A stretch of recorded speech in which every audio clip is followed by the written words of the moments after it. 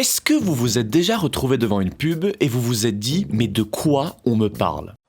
Il y a des super belles images, des musiques de malade, de l'émotion dans tous les sens, pour ensuite nous montrer un produit qui mérite pas forcément tout ça. Et si je vous disais que cette façon de faire de la pub vient d'une seule et unique marque qui a révolutionné la publicité avec une campagne. Et cette marque c'est Marlboro.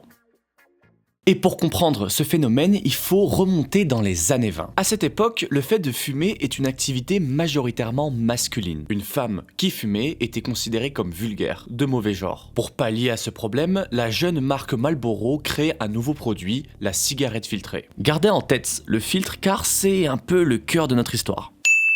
Selon la marque, l'intérêt du filtre était de ne pas gâcher le rouge à lèvres lorsque les femmes fumaient. C'est une innovation majeure car à l'époque, la majorité de l'industrie du tabac proposait des cigarettes sans filtre. Les pubs de la marque mettaient en avant l'utilité du filtre et essayaient de rendre la cigarette filtrée l'accessoire essentiel de la femme élégante des années 20. Même si les pubs étaient assez efficaces en tant que telles, la marque ne représentait que 1% des parts du marché vu qu'elle ne se concentrait uniquement que sur les femmes. Les années avancent et nous nous retrouvons maintenant dans les années 50. La cigarette est devenue un élément omniprésent dans la culture occidentale, mais tout va changer lorsque des recherches scientifiques font le lien entre consommation excessive de tabac et cancer du poumon. Les autorités américaines vont donc forcer les acteurs du monde du tabac à ne plus faire de publicité laissant suggérer quelconque avantage sanitaire lors de la consommation de leurs produits. Car oui, à l'époque, la cigarette était régulièrement mise en avant comme quelque chose qui était bon pour la santé. Les publicités en voulaient un tout petit peu à ces autorités et se retrouvaient maintenant à devoir créer un nouveau message publicitaire autour de ce produit. C'est un problème qui touche toute l'industrie du tabac, que ce soit les marques ou les agences de pub. Je voulais juste savoir comment vous alliez, si vous alliez bien, Marion Cotillard, c'est tout.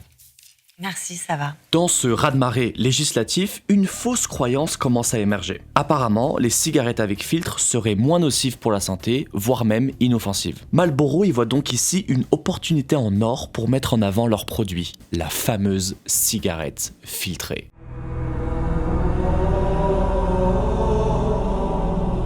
Malbec va donc faire appel à un grand publicitaire de l'époque, Leo Burnett de Chicago. Ce mec va essayer de rendre la cigarette filtrée attirante pour tout le monde aux États-Unis et pas que pour les femmes. Comme tout bon pubard qui se respecte, il va effectuer dans un premier temps des recherches en interrogeant les consommateurs potentiels pour comprendre leurs habitudes et leurs envies. Comment se déroulent ces interrogatoires, vous allez me demander? Eh ben, c'est très simple. Il réunit différents consommateurs et leur pose poliment des questions. Réveille-toi!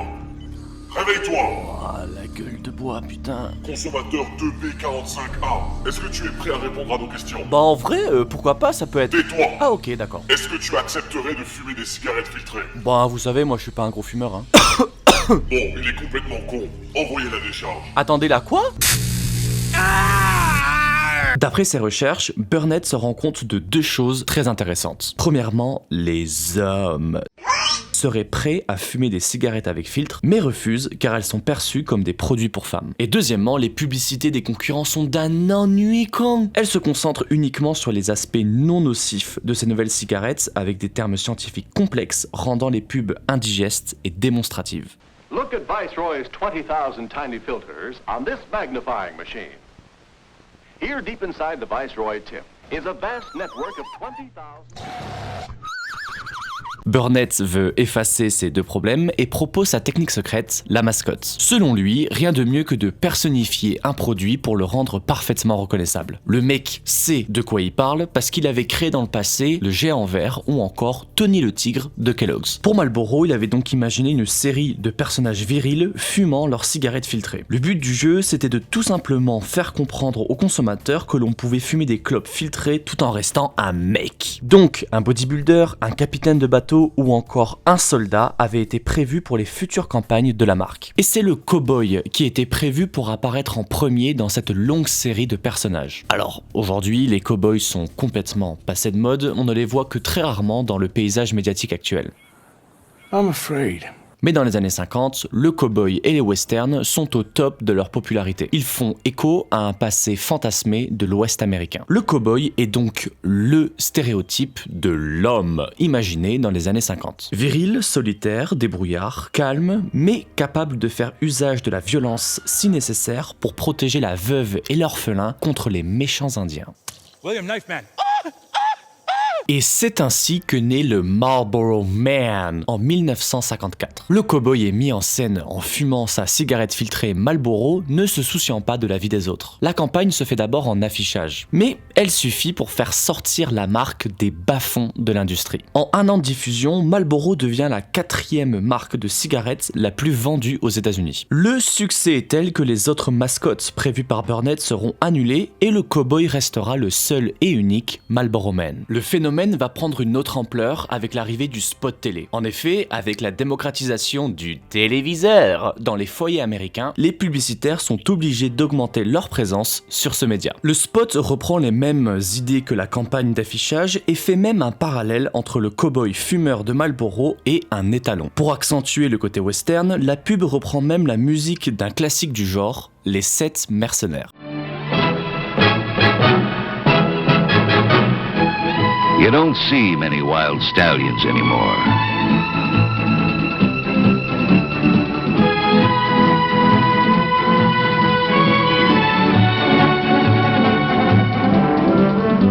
No, you don't see many wild stallions anymore. And even if he did run off 3 of your best mares, he's one of the last of a wild and very singular breed.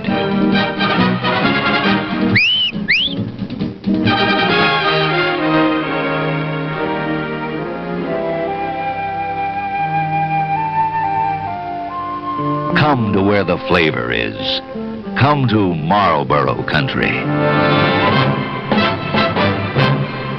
Est-ce que cette pub vous a donné envie de fumer ? Normal, c'est le but. 500 cigarettes. Toutes ces campagnes ont réussi à installer en moins de 10 ans Marlboro dans le conscient collectif comme la marque de l'Amérique de western et indirectement une marque d'homme. La mission de Burnett est réussie, c'est un slam dunk sur le reste de l'industrie. Pourquoi cette campagne est révolutionnaire ? Burnett a créé quelque chose qu'on appelle maintenant le lifestyle advertising. On n'essaie pas de vendre les caractéristiques précises du produit. On essaie de nous vendre un sentiment, une émotion. Et ici, c'est le sentiment de liberté et le fait d'être indomptable. Cette nouvelle technique est tellement efficace que les concurrents commencent à se faire passer le message. Par exemple, Camel va utiliser la même stratégie. Ils vont utiliser l'aventurier pour les cigarettes normales proposées par la marque, ou encore Joe Camel, la mascotte cool utilisée pour toucher les jeunes, cible de leurs cigarettes light. Mais le Marlboro Man a été la victime des différentes lois anti-tabac. Marlboro a continué d'assurer sa présence avec différentes pratiques en contournant les lois, comme par exemple le sponsoring dans le sport mécanique. On se souviendra toujours avec émotion de la magnifique Ferrari de Schumacher avec son V10 assourdissant brandé Marlboro.